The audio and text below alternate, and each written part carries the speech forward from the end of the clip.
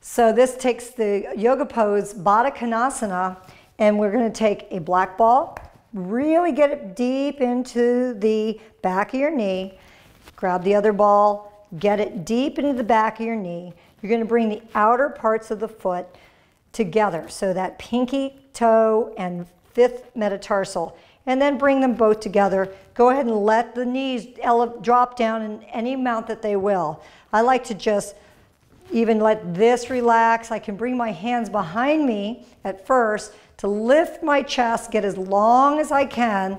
Then I'm going to bring my hands forward. And with this nice long line, I'm going to just lean forward.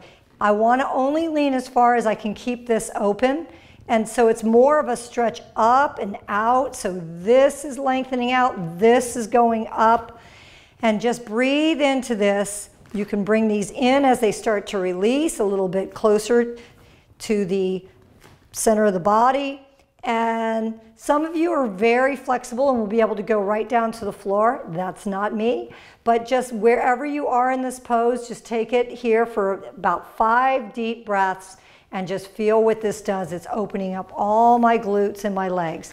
You're just going to take the balls out, shake it out, and enjoy. Give that a try. I love that one.